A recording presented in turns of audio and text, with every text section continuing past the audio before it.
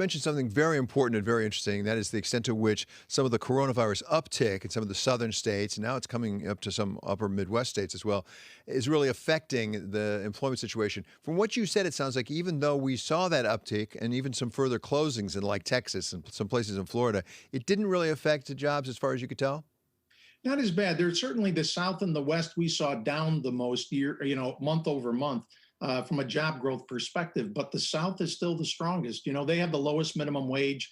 They have the most construction going on. Florida is the number one state in the states that we measure from job growth. Even though it's dropped, it's by far ahead of other states in job growth. We'll have to see what happens.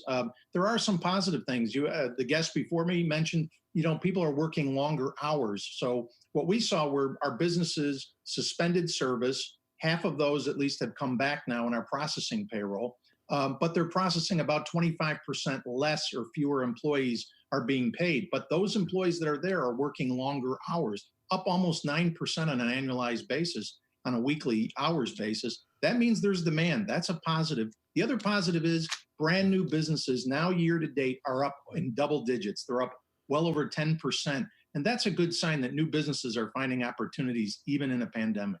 So even as we're speaking, Marty, we have the Speaker of the House, Nancy Pelosi, as well as the Minority Leader, Chuck Schumer, giving a news conference up on Capitol Hill about the status of the stimulus bill. This is in advance of a reported meeting the Speaker's supposed to have with Secretary Mnuchin at 1 o'clock Eastern time today as we still keep trying to move forward that stimulus bill. We'll keep everyone apprised of how that develops. But Marty, come back to what your clients, how badly do they need that fourth round of stimulus? Because it's hanging in the balance, it seems like, right now in Washington.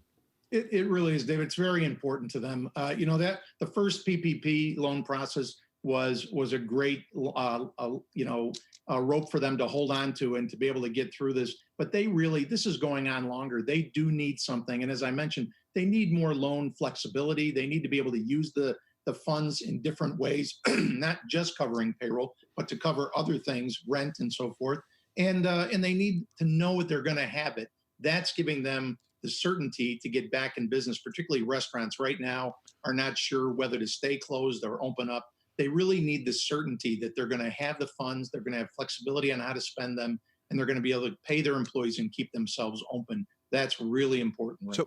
Marty, let me push my luck here. It wasn't that long ago that when you and I would talk, you'd say you're seeing some shortages some places. Are there any shortages left in employees, certain skill sets or things like that you're seeing? Still some bottlenecks? Well, it is interesting. We do hear that as some businesses reopen now, they're finding it hard to get employees. Now, whether that's the unemployment benefits that have been talked about, we can't quite tell. But it is difficult in some areas of the country and in some jobs to be able to find people to get back to handle the demand that they have. So we're going to have to watch the unemployment benefits very closely, too. That may be having an impact on hiring back people.